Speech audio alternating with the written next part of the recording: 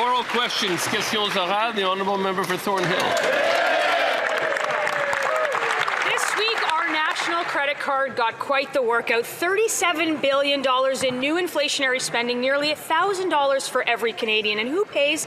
Canadian families forced to max out their own credit cards to buy groceries and pay the rent. And for all of that spending, we still have the highest food inflation in the G7, the highest housing prices, and now we spend more to service the debt than we do on health care to the provinces. Mr. Speaker, when does this government stop tabling reckless credit card budgets so the Canadian families can just afford to get by? That's right.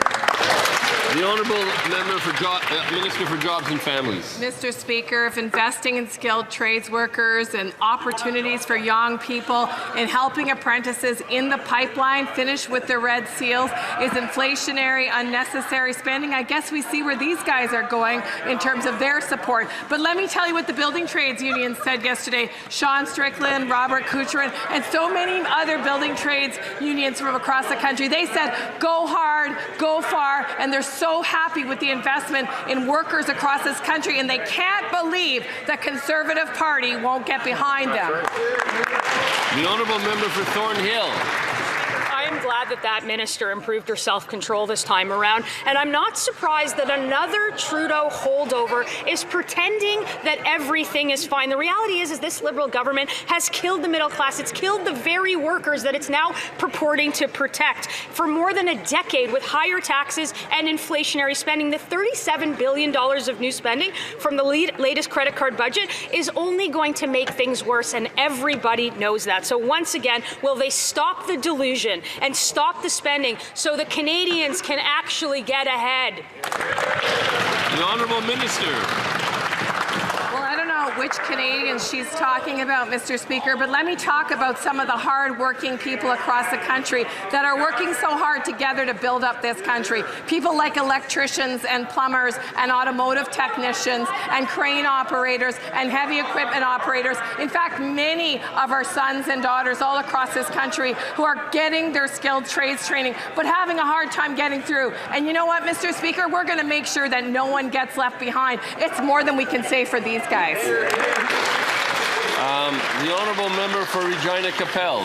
This week's costly budget update shows the Liberals are continuing their decade of credit card budgeting.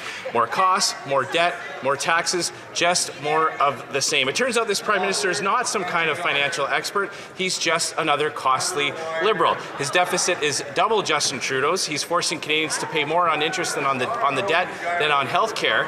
And what's the result? They've delivered the worst inflation in 40 years, the worst food price inflation, the only shrinking economy in the G7. So when will this Liberal Prime Minister end his costly credit card budgeting so Canadians can afford to live? The Honourable Secretary of State for Labour. Knows very well that Canada is in the best fiscal position in the G7. But, Mr. Speaker, yesterday, question period, I didn't hear the Conservatives mention the word workers once. So let's hear from workers directly. Let's hear from Colin Daniels, who represents Saskatchewan Building Trades and is one of the member of the Mighty Iron Workers, Mr. Speaker. What Colin Daniels says is this is a historic announcement from the Liberal government supporting apprentices and iron worker training centres through investments like UTIP. This is a critical part in delivering Canada's historic level of infrastructure investment. These are nation-building projects, depend on a strong, skilled workforce. The honourable member for Regina Capel. Workers are tired of seeing their paychecks devalued by Liberal inflation, Mr. Speaker. That's what workers are saying across this country. But after nearly a decade of this costly Liberal government, Canadians are maxed out while this Prime Minister has maxed out the country's credit card. If we want to play the quote game, don't take my word for it. Even the Globe and Mail wrote, quote, the Trudeau government did all sorts of things that steadily made matters worse, fiscally and economically speaking.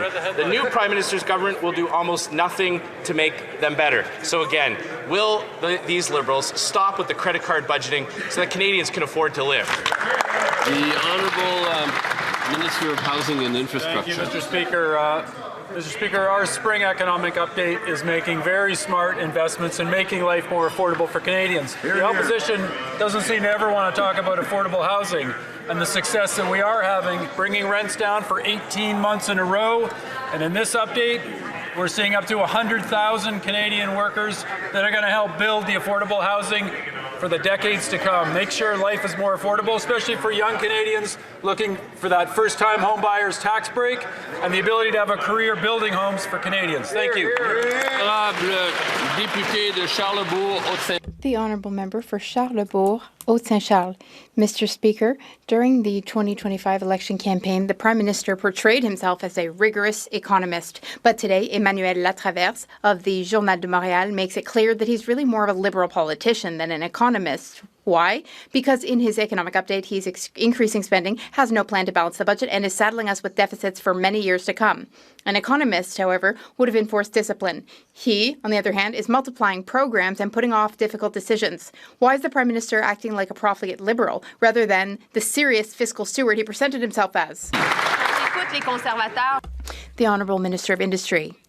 Well, I'm really flabbergasted that the Conservatives don't seem to take the tariff war seriously. So we're dealing with the American issue, and we're also working to build a strong economy. We're protecting our social safety, and our deficit is $11 billion lower than forecasted. We're here to support Canadians. And we have the second fastest economic growth in the G7. Also, we have the best, strongest fiscal situation in the G7. Haute-Saint-Charles. The Honourable Member for Charlebourg, Haute-Saint-Charles. Well, I'm proud to make the minister flabbergasted, but you know what's flabbergasting and shocking is that nothing's been fixed. The tariffs are still in place. They've actually been increased recently on steel. And, you know, with this Prime Minister's economic update, it's just a budget that continues to spend and spend with no real solutions to fix the problems we're experiencing right now. Can the minister give a real, significant answer? The Honourable Minister. Well, the real solutions are very obvious. We have created many jobs in the past 6 months, more than the Conservatives created. Also, we maintained the second strongest economic growth in the G7, and we have the strongest fiscal situation in the G7. That said, we know that Canadians need help. We know that gas prices have increased.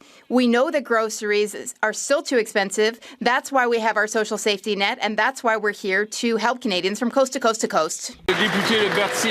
The Honourable Member for Berthier-Masquinongé. Mr. Speaker, with their economic update, the Liberals continue to back down on fighting climate change. There's not a penny to help our businesses cope with the new U.S. tariffs introduced on April 6th. Meanwhile, oil companies, well, they're popping the champagne. The Liberals have poured $10 billion of public money into finding business partners for them. Another $25 billion through their so-called sovereign wealth fund, on top of extending their tax credits. Our SMEs are in danger of going out of business, not oil companies. So why are oil companies the ones receiving help? Honorable Ministre de l'Environnement. The Honourable Minister of Environment and Climate Change. Mr. Speaker, in the spring economic update, we are taking steps, the next steps in the fight against climate change and to protect nature. We finalized our methane regulations, 400 megatons of reductions in emissions. We also have another strategy. In February, EV sales increased by 47% after our new strategy was announced. We continue to be a leader in the fight against climate change, and we will continue on this path. The Honourable Member for Berthier-Masquinongé. Mr. Speaker, Liberals have enough money to offer $40 billion to oil and gas companies in the economic update, but they don't have a penny for the media, which is in the midst of a crisis and undergoing a wave of layoffs. They don't have a penny for seniors struggling with the rising cost of living, not a penny for our small and medium businesses dealing with U.S. tariffs. But when it comes to saying yes to big oil, the Liberals are so quick to oblige. Why do billionaire oil companies come before everyone else? The Honourable Minister of Industry. He can't be serious. I don't even think he believes his own talking points. Today, I talked to my new colleague, my new counterpart, the Quebec Finance Minister, Bernard Drinville, and we are on the same page for so many projects and for the economy. And soon, we will be announcing supports for steel and aluminum companies. We know that the U.S. changed its tariffs recently. We know that businesses everywhere in Canada and in Quebec are affected by that, and we're here to help them. The member for Repentigny. Mr. Speaker, the Liberals claim that producing more oil will not harm the environment thanks to carbon capture and storage. But in their economic update, they've turned their miracle solution into yet another problem. They're modifying their carbon storage tax credit so that it can be used for enhanced oil recovery, too. That means injecting carbon dioxide into the ground to extract even more dirty oil. What's more, they want us to pay for it with a $14.5 billion tax credit. How on earth can they justify that? The Honourable Minister of Environment and Climate Change. Well, let's keep talking about our spring economic update. I'm sure he saw the nature strategy in the update. It protects the marine park in James Bay. I think he'd be happy to see that. We are investing as well internationally through the International Climate Action Fund. We are a world leader in our support internationally, and we are protecting nature. We have our methane regulations, and all of that is in the spring economic update. Member for Haldimand Norfolk. This week's economic update proves that nothing has changed. In fact, the Prime Minister has doubled Justin Trudeau's soaring deficits and is also doubling down on 10 years of costly credit card budgeting. Now the media reports that this government is considering recycling capital from public assets like airports to put into the new so-called wealth fund. So I ask this Prime Minister, how much of Canada's public assets does he plan to sell to fund more Liberal, wasteful spending? The Honourable Minister of Women and Gender Equality. Mr. Speaker, despite the headwinds that we're experiencing here in Canada, has a strong fiscal position. Let's take a look at the facts. Wages are up by 4.7%, outpacing inflation. We have the lowest debt to GDP ratio in the G7. We are creating pathways for young Canadians, making sure that they have skilled jobs, specifically 100,000 red skilled jobs, Mr. Speaker. And we're doing that while bringing Canadians along with our Canada Strong Fund. Mr. Speaker, this is the way you build a country strong, and we're going to do that with Canadians. The Honourable Member for Haldimand Norfolk. This Prime Minister has doubled Trudeau's deficits, and now Canadians are lining up at food banks and unable to afford groceries. Now the Liberals want to sell off national infrastructure and put the money into their sovereign debt fund. We have seen this before with the failed infrastructure bank, which is losing money and which is built on deficits.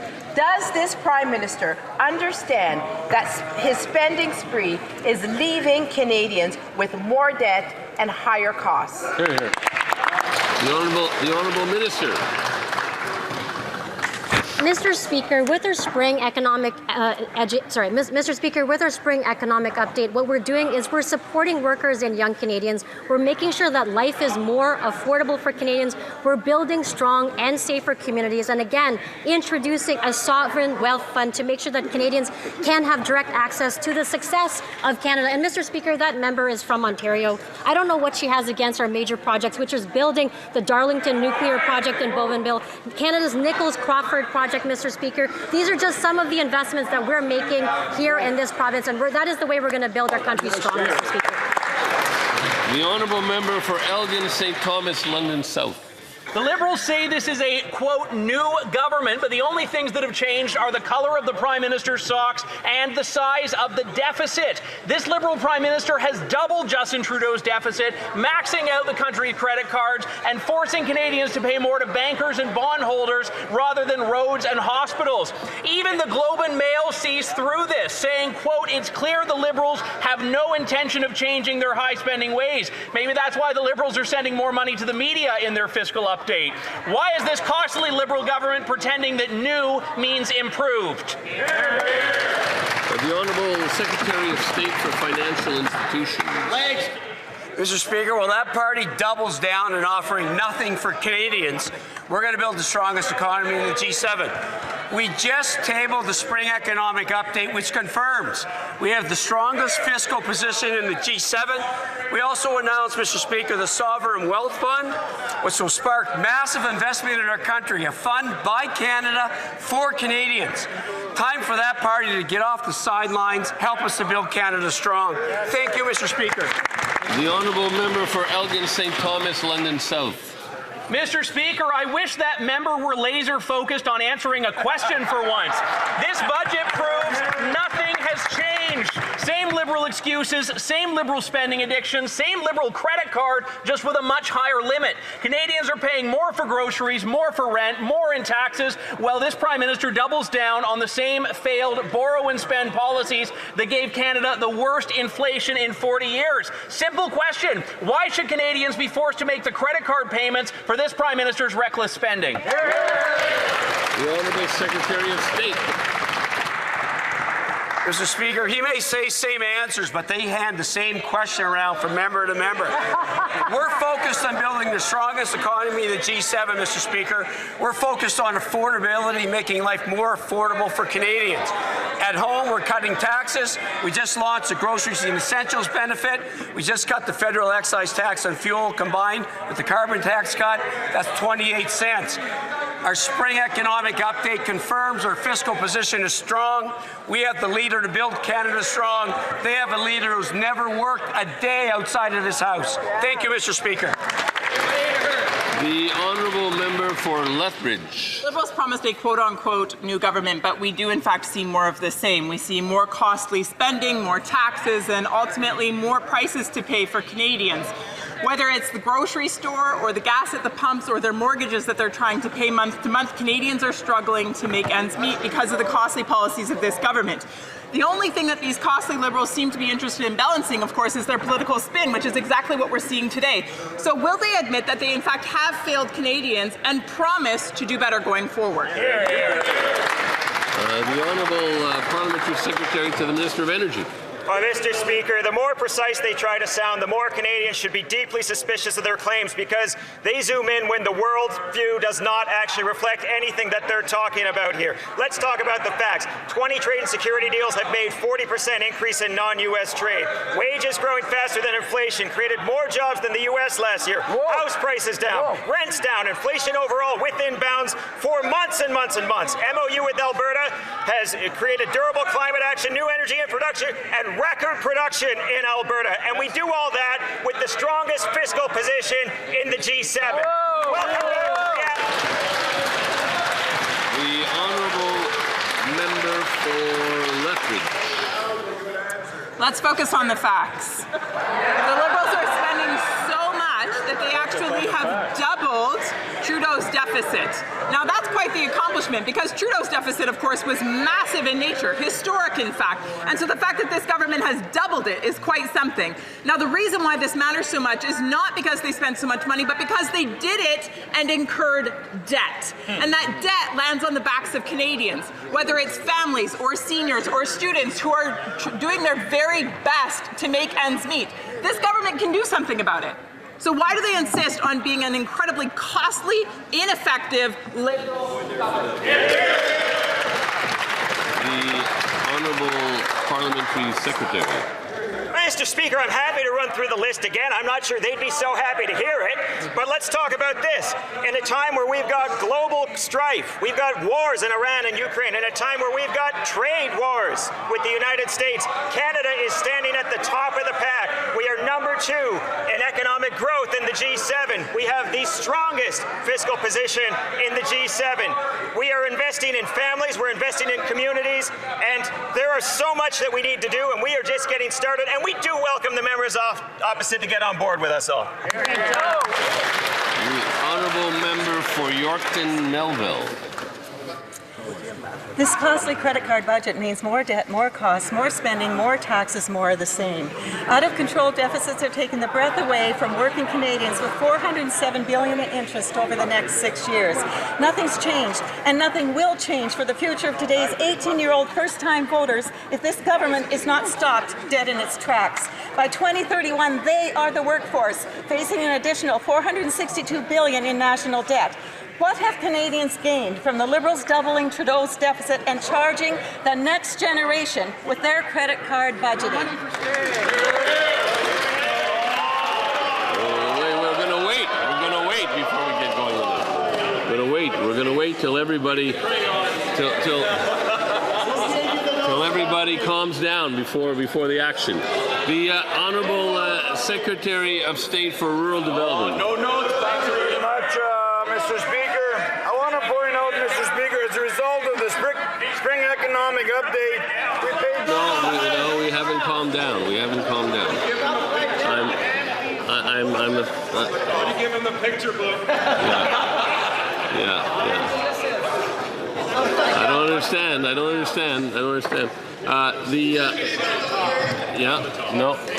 I'm appealing to everyone's better angels. The Secretary of State for Rural Development. Thank you, Mr. Speaker. I want to say that Saskatchewan is proud to be part of Canada. And Canadians know that Saskatchewan offers much: oil, gas, potash, gold, uranium, copper, people, energy, and ideas, Mr. Speaker. Now we know that we can all build Canada together, Mr. Speaker. I remind Canadians not to compare us to perfection, but compare us to the other guys. And I've done some research. What are their We'll have to wait to hear the research later. L'honorable député. The Honourable Member for Abitibi-Témiscamingue.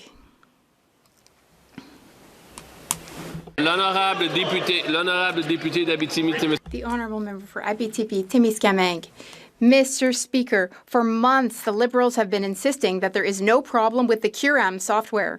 They say it's not true that retirees are struggling to get their old age security payments. They say it's not true that there are cost overruns. And of course, there's no need for an inquiry, right? Well, here's a plot twist. In the economic update, the Liberals are adding $451 million to CURAM. We have to stop here because there's too much noise up here near me. There's not as much noise where you are. Please, let's let the Honourable Member start over. Thank you, Mr. Speaker. Can I start a third time? From the start, sure. Mr. Speaker, for months, the Liberals have been insisting that there is no problem with the CURAM software. They keep saying it's not true that retirees are struggling to get their old age security payments. They say it's not true that there are cost overruns, and of course there's no need for an inquiry, right? Well, here's a plot twist. In their economic update, the Liberals are adding $451 million for CURAM and the Revenue Agency. $451 million, and I quote, to ensure that seniors receive accurate benefits in a timely manner. If there's no problem with CURAM, what's all that money for? Ministre de l'Emploi et des Familles. Merci, Monsieur le Président. Les Canadiens s'attendent à ce que leur gouvernement leur verse leurs prestations de manière fiable. La modernisation du système est l'un des moyens les plus importants dont nous disposons pour protéger la prestation dont dépendent les Canadiens. Le député d'en face préférait que le Canadien utilise... Translation, is that true? No, there was no translation? Okay, could the minister... There was no translation. So if the minister could start from the top.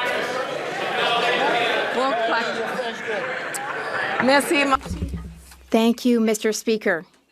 Canadians expect the government to pay them their benefits reliably. We are modernizing the benefits delivery system, which is one of the best ways that we can protect the benefits that Canadians depend on. The member across the way would prefer that Canadians use an outdated system that was breaking down. The Honourable Member for Abitibi-Témiscamingue. Oh, Mr. Speaker, the Liberals have just proven that an inquiry is absolutely necessary. They know that there are problems with the processing of pension payments through CUREM. They know it because they're spending a further $451 million specifically to fix it. And they know that there are cost overruns. They've just caused another one. In short, they are proving that both problems are very real and that they have been aware of them for years. Former Prime Minister Justin Trudeau was also aware of these problems. And yet, as recently as Monday, they were still filibustering in committee to hide information. What do they have to hide? When will there be an independent public inquiry? The Honourable Minister of Families and Employment and Jobs. Is talking about this, and our officials have also appeared in committee to talk about CUREM. We are, as the member opposite knows, within budget, and we are proceeding exactly as the member opposite has urged us to do, with urgency to make sure that people are not on wait lists and that the most urgent cases are seen. And we've seen a decline by at least 20,000 cases in the waiting list and more to come. The Honourable Member for Mégantic-L'Érable-Lotbinière. Mr. Speaker, while this Liberal government prides itself on adding tens of billions to the deficit, families are being forced to make impossible choices. According to a Dalhousie University report, Canadians are no longer buying what they need, but only what they can afford. Parents are skipping meals to feed their children. This Liberal Prime Minister has doubled Justin Trudeau's deficit, and in our communities, 1 in 3 Canadians now has to go into debt to put food on the table. How much more evidence does this government need before it finally realizes that its costly budgets are hurting Canadian families? The Honourable Parliamentary Secretary to the Minister of Identity and Canadian Culture.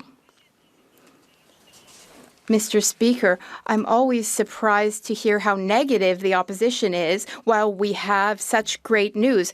Sports are a great way to build our country, and we're making a generational investment of $750 million in sports. That's the most significant investment in sports in 20 years. The people of Blainville and the members' constituents are surely proud of this investment for our towns, our cities, our communities. Mr. Speaker, we need to build a strong Canada by working together and by investing in sports and youth. The Honourable Member for Mégantic-L'Érable-Lotbinière. Mr. Speaker, I'm not being negative. They are being negative. 2 times more in the negative or in the red than former Prime Minister Justin Trudeau. 2 times more negative. They are in the red. Meanwhile, they give us these absurd answers. I'm talking to them about families that can't feed themselves, and they're telling me about yet another program they're setting up that will cost even more money and worsen inflation. Mr. Speaker, I have nothing against sports. I have nothing against investing in sports. Where the problem lies is that if we want to be healthy, if we want Canadians to be healthy, then people need to be able to eat. Why don't they want Canadians to be able to eat, Mr. Speaker? The Honourable Parliamentary Secretary to the Minister of Women and Gender Equality. I'm proud to represent 110,000 people in Rosemont-Hochelaga Est. And soon, on June 5th, millions of people will benefit from the Groceries and Essentials benefit. A third of my constituents will receive that benefit. The Conservatives voted against the National School Food Program in Hochelaga. That program is essential to ensure that young people succeed. The Honourable Member for Côte-du-Sud, Rivière-du-Loup, Katiskaming-Témiscouata. Mr. Speaker, after 10 years of Liberal government, it's the same old story. More spending, more debt, higher taxes, soaring cost of living. This economic update proves that nothing has changed. This Liberal Prime Minister is pursuing the same policies as his predecessor, deficits and rampant spending. This Prime Minister even doubled the deficit, unlike what the Minister just told us. It defies all logic. The Globe and Mail reports that the Liberals have no intention of curbing our economic decline. When will this Liberal Prime Minister finally realize that we still have these costly Trudeau-era policies and that we're headed for disaster? The Honourable Secretary of State for Nature. We are supporting families. We are supporting young people. We're supporting seniors. That's what we're doing. If we run a deficit, it's not for spending, it's to invest. We are investing today, now, in young people, in families. We're also investing now so that 10 years, 20 years down the line, 50 years down the line, we will still be a strong nation. That's what it means to build Canada strong, and that is what we are doing, Mr. Speaker. The Honourable Member for Côte-du-Sud, Dulu-Katismikota. My colleagues' remarks make it abundantly clear the Liberals are completely out of touch with the reality faced by Canadians. Families are cutting back on grocery, young people are giving up the idea of buying a home, and seniors are having to keep working just to keep getting by. Yet this government keeps spending recklessly while patting itself on the back as if money grew on trees. Will this Prime Minister finally admit that it's been the same thing for the past 10 years, and he's just another costly Liberal? The Honourable Parliamentary Secretary. I'm not sure who's not in touch with reality. When you have the best fiscal position in the G7, and you're in the midst of a trade war, and with all the issue we have on affordability, it's time to invest in Canadians. It's time to help our young people to get good jobs in the future and to have big projects where they can work. Thank you, Mr. Speaker. The Honourable Member for Richmond-Arthabasca. Thank you, Mr. Speaker.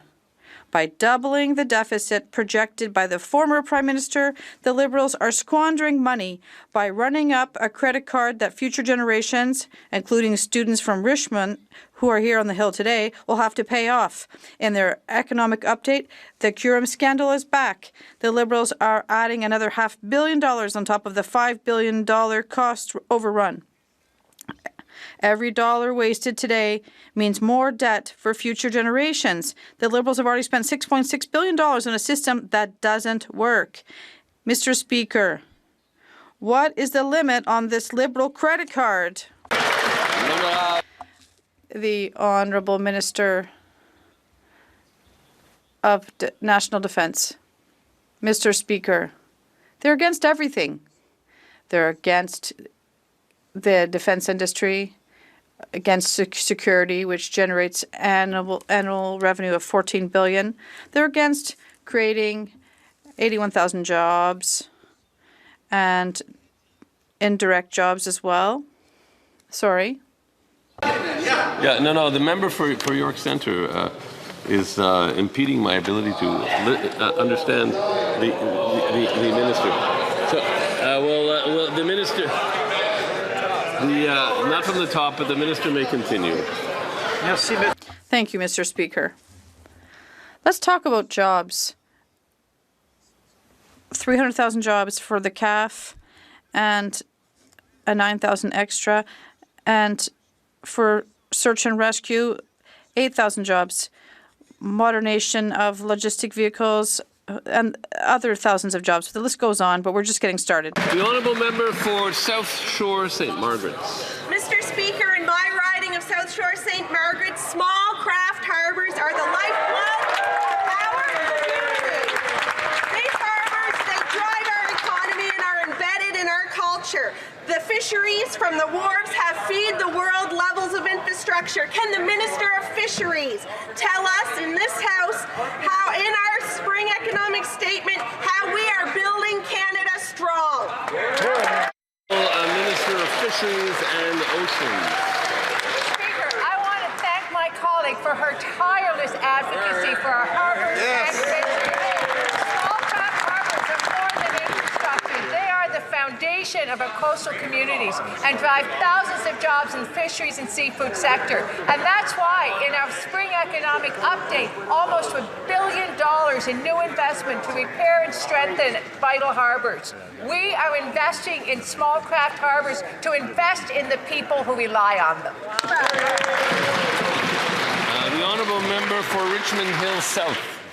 This week's costly Liberal budget update confirms what Canadians already feel at the checkout. This costly credit card budget means more debt, more costs, more spending, more taxes, more of the same. Nothing has changed because this Liberal Prime Minister is just another costly Liberal, and he has doubled Trudeau's deficit. According to the latest Food Sentiment Index report, Canadians are now choosing food based on price, not nutrition, cutting back just to survive while nearly 10 million Canadians face food insecurity. How many more warning lights have to flash before the Liberals stop swiping the national credit card and finally make food more affordable for Canadians? The Honourable Minister of National I think they want Defence. Let's give them more. 5 Wing Goose Bay, expected to create tens of thousands of jobs, $8 billion. Bay du Nord, thousands of jobs, $14 billion. Mercy River Wind Project, 200 construction jobs, $500 million. Nova Scotia, New Brunswick Intertie, 600 jobs, $685 million. Port of Montreal Contrecoeur, 8,000 jobs, $1.2 billion. Nouveau Monde Graphite, 1,000 jobs, $1.8 billion. Mr. Speaker, this is a long list. Instead of obstructing, get on board, help us build Canada. The Honourable Member for Richmond Hill South. Mr. Speaker, that was a Google search of a list of things the Liberals have put on the national credit card. This costly credit card budget means more debt, more costs, more spending, more taxes, more of the same. Nothing has changed. This Liberal Prime Minister is just another costly Liberal, except he's managed to double Trudeau's debt deficit. Food bank visits have doubled. 1 in 3 Canadians is borrowing just to eat, and families are feeling the pain at the grocery store. Deficits mean inflation today and taxes tomorrow that the Liberals keep doubling down. Why are the Liberals fanning the flames of higher costs and higher deficits instead of putting out the fire for Canadians struggling to afford groceries, gas, and housing? The Honourable Minister of International Mr. Trade. Speaker, this is not a Google search. These are real projects with real workers building big things. Darlington's new nuclear project in Bowmanville, 18,000 jobs. The Port of Montreal expansion, 8,000 jobs. The copper mine project in Saskatchewan, 500 jobs. The Grace Bay Road and Port project enabling 3,000 jobs. And the LNG Canada 2 phase upcoming 7,000 jobs. This is how we build Canada strong, Mr. Speaker.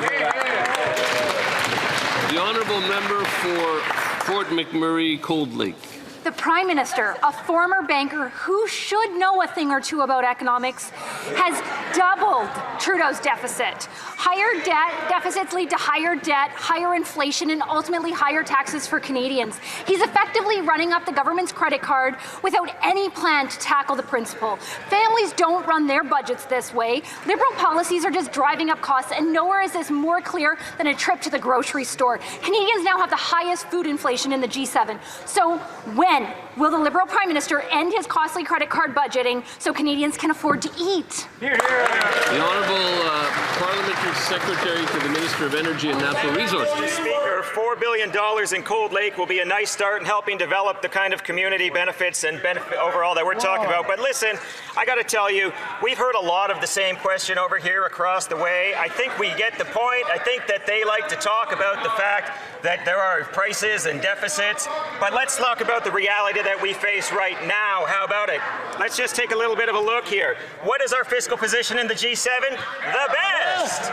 What are we looking at in terms of the investments we're making? Affordability, groceries and essentials, pausing the gas excise tax, CPP contributions down. If they want to tell us what they want to cut. The Honourable Member for Fort McMurray Cold Lake. Newsflash. Families, parents, they want to feed their own kids. They don't want to have to rely on government just to be able to get by. I know it's hard for these Liberals to understand that, but that's what parents say every single day. So the question is simple. Will they finally drop all of their deficit spending and bring things in budget? How many more reports have to come out before the Liberals stop this costly credit card spending and make food more affordable for families? The Honourable Parliamentary Secretary. Mr. Speaker, I'd love a direct answer. Are we talking deficit spending such as the school lunch program? Are we talking deficit spending like the groceries and essentials benefit? Are we talking deficit spending like the gas excise tax? I'd love to know what deficit spending they're worried about, because we're focused on affordability on this side, and we're going to make sure we're there for Canadians. The Honourable Member for Brandon Souris. The Prime Minister unveiled another Liberal credit card budget, the 11th in a row, and double the last Trudeau-era deficit. This year, Canadians will spend $60 billion just to pay the interest on the debt that Canada already owes. And that number is only going up. That's $60 billion that isn't going into healthcare, critical infrastructure, national defense, or affordability measures to help you put food on the table or a roof over your head. That's right. Simple question. What happened to last year's Liberal slogan to spend less to invest more? Yes. Was that just a tagline to win an election? Yes. Or are these guys actually incapable of reducing government spending?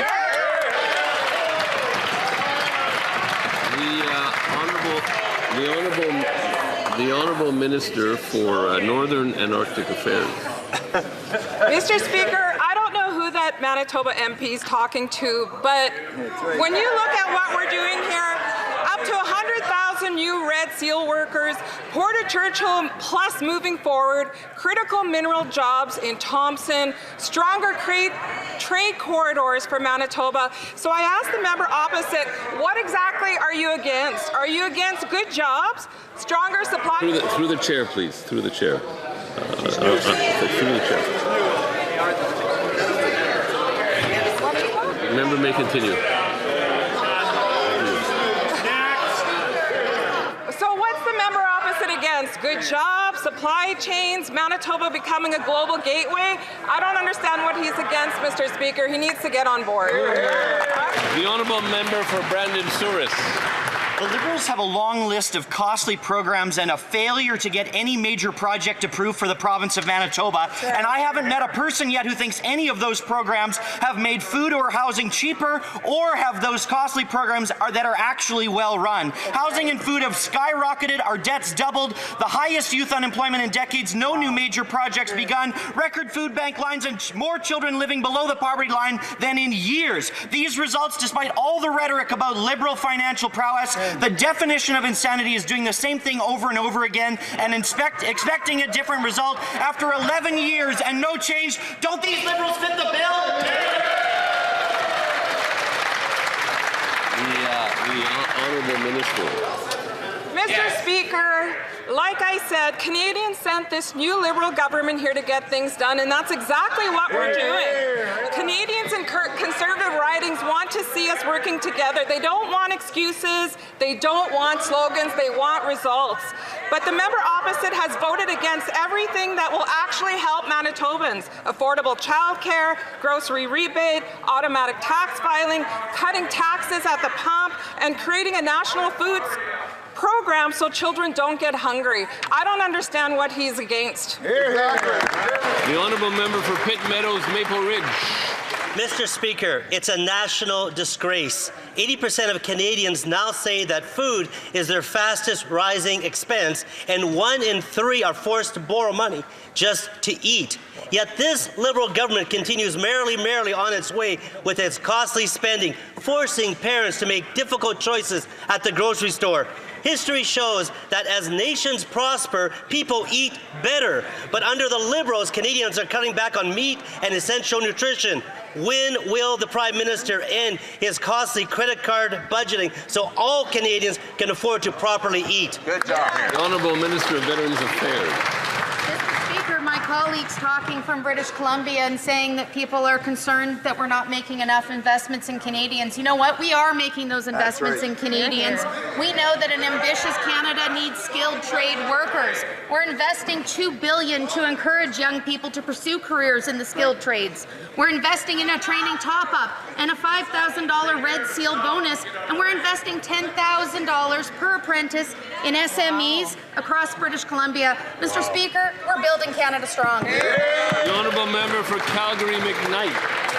After 11 years of this Liberal government, almost 1 in 4 Canadians are living in food insecure households. 1 in 3 are borrowing money just to afford food.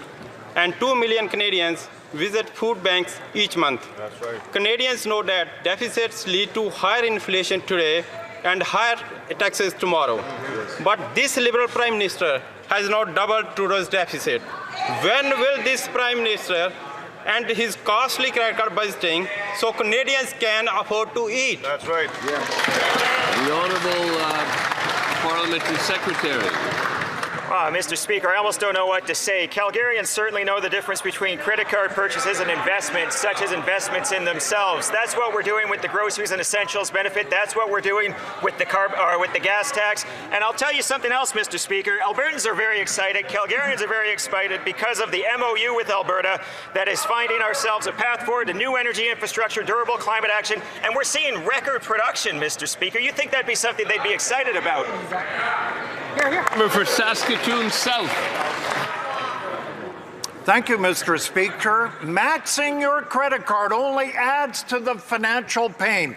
This government has proposed yet another credit card budget. That means more costs, more spending, more taxes, more of the same. Nothing has changed. This Prime Minister is just another costly Liberal who has doubled Trudeau's massive deficit. Will the Prime Minister admit that this is more of the same from the past 10 years, and now Canadians are paying the price at the grocery stores? The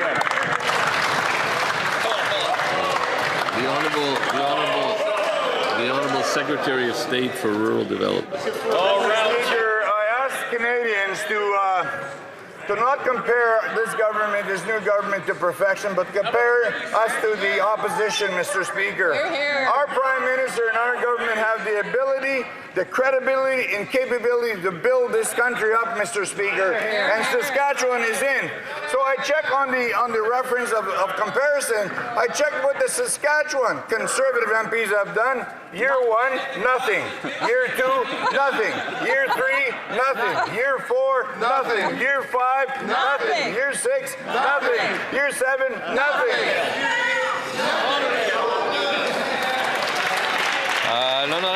The Honourable Member for Les Pays d'en Haut. Mr. Speaker, this week we've had good news. The spring economic update could not have come at a better time. Our economy is being affected by global insecurity and trade tensions. Canadians need a government that has a plan to protect them while defending our economy. Can the Minister of Industry tell us what this update means for Canadians? The Honourable Minister of Industry. Thank you, Mr. Speaker. My colleague's question is very relevant because we are facing a real trade war, and it is affecting many regions in our country, including his. But in the spring economic update, we're building a strong economy. We are protecting our social safety net, which is so important for thousands of Canadians. At the same time, we've reduced our deficit by more than $11 billion. And we're doing this as we have the second largest, fastest growth in the G7. We are using our fiscal position to help Canadians.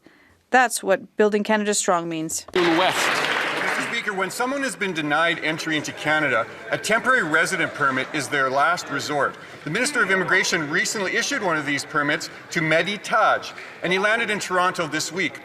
Anybody who knows how to Google can quickly figure out that this man is a former commander of the murderous Iranian regime, which is listed as a terrorist entity in Canada. The Immigration Department has already let in hundreds of other IRGC officials who are roaming free in Canada, leaving Canadians feeling unsafe. Why did the minister give a terrorist who's part of a murderous death cult the green light to come to Canada? The Honourable Minister of Public Safety. Mr. Speaker, ensuring the safety and security of Canadians is our top priority. We cannot comment on an individual case due to privacy laws, Mr. Speaker, but I want to assure all Canadians that Canada has rigorous admissibility requirements, and we've been very clear that IRGC members and senior Iranian officials are inadmissible to Canada. We will continue to work with our border and law enforcement agencies to ensure the safety and security of all Canadians. The Honourable Member for Calgary Nose Hill. They can't comment on it. Is that the best that they could do for a QP line? Here's the reality. The Minister of Immigration, she issued a permit. She would have had to have done it to a known member of a listed terrorist organization. The Minister of Immigration did that. And now they can't comment on it. It's literally all over the news. Everybody in Canada needs to know how this happened and how the government's going to fix it. You can't just say you're not going to comment on it. Here, here. Again, through the chair. The Honourable Minister of Public Safety. Very clear. IRGC members are inadmissible to Canada, Mr. Speaker. Senior Iranian officials are inadmissible to Canada, Mr. Speaker. We will continue to work with border and law enforcement agencies to ensure the safety and security of Canadians. Having said that, I'm unable to comment on one particular case, Mr. Speaker. For Calgary Nose Hill. They're not even letting the immigration minister take the answer to a question that is directly in the purview of her department. And here's what happened, Mr. Speaker. At some point, the Minister of Immigration went, gee, yeah, it's totally in the best interest for Canada to have a member of a listed terrorist organization, an actual terrorist, get a special permit to land in this country. The only reason why they caught it was because of an independent journalist organization. She needs to get up and explain to Canadians how she let this happen. Here, here. The Honourable Minister of Public Safety. Mr. Speaker, let me once again repeat what I've said already. Members, senior members of the IRGC and who are part of the Iranian regime are inadmissible to Canada, Mr. Speaker. The safety and security of Canadians is of paramount importance to this government. Having said that, the individual case in question, I'm unable to comment due to privacy concerns, Mr. Speaker. The Honourable Member for Mississauga Centre. Mr. Speaker, our economic future depends on the people building it. One of the greatest privileges of my role is getting to speak with young people across our country, and I hear it every day. They want to be involved, and they know they can be central to building Canada's future. As we move forward with major infrastructure projects, can my good friend, the Minister of Jobs and Families, update the House on how our government is ensuring young Canadians are positioned to take advantage of these opportunities and help drive our ambitious economic agenda at a time when others just want to cut supports? The Honourable Member, the Honourable Minister of Jobs and Families. Thank you, Mr. Speaker. And I want to thank the member for Mississauga Centre for being such a passionate advocate for youth across this country. We are really learning from his wisdom and expertise. And Mr. Speaker, our Team Canada Strong plan is built on the voices of youth, and it includes providing 100,000 youth with training, income, and paid work placements for those who want to join the skilled trades workforce. So on this side of the House, we're focused on building up opportunities for youth, workers, and the economy. Will the members on the other side stand with youth and workers, or are they going to vote against those opportunities? The Honourable Member for Edmonton Manning. Thank you, Mr. Speaker. Going into debt makes things cost more. After 10 years of increasing liberal borrowing, Canadians are worse off. 60% of Albertans said it's difficult to meet monthly expenses. The Liberals spend, and taxes go up, and Canadians cannot afford to buy groceries. Can the Liberal Prime Minister not see this? His policies are making things worse for Canadians? That's right. The Honourable Government House Leader. Mr. Speaker, I want to thank my honourable friend. A lot of respect for that Member of Parliament, but I would observe, Mr. Speaker, that once again, 32, 33 straight questions, all the same questions, written right off of the desk of the Leader of the Opposition. I do have to ask the Opposition, is this the best that Canadians deserve, but to have scripted questions from the Leader of the Opposition, times 33 here in question period, or should they be asking something more pertinent and relevant to their daily lives? The Honourable Member for Rosemount. The Honourable Member for Rosemount La Petite Patrie. Mr. Speaker, the tragic accident. One moment, please.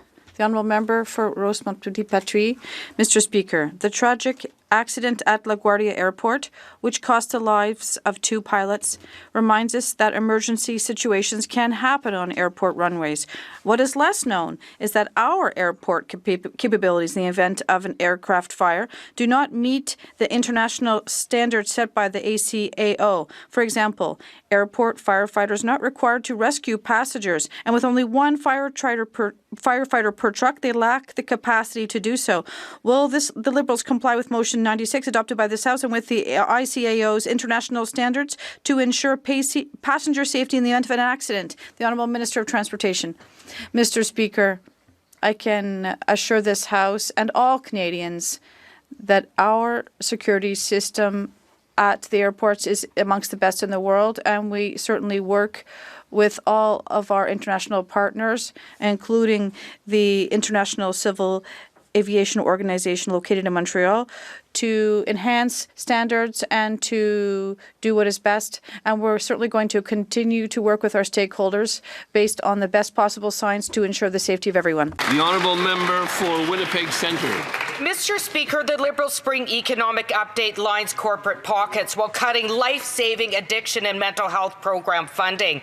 In one weekend, 10 clients at Main Street Project died from toxic drugs. That is one organization's, and deaths are rising. 5 years ago, the government backed the Health Canada Expert Task Force on Substance Use. They have failed to act on their recommendations. How many people must die on the streets of Winnipeg before this government acts? Hear, hear. The Honourable Parliamentary Secretary to the Minister of Health. Thank you, Mr. Speaker. I thank my colleague for that very important question. Of course, our hearts goes out to families who are impacted by this very sad public health crisis. That's why our government believes we must use every tool possible in our toolbox to protect the public health and public safety of Canadians. And we've expanded treatment, supporting community-based prevention, working with provinces and territories to make sure that we have the support that we need for in each community. And we'll continue to stand with the communities that are impacted. Thank you, Mr. Speaker. I wish to draw the attention of members to the presence in the gallery of the Honourable Nate Glubish, Minister of Technology and Innovation for the province of Alberta.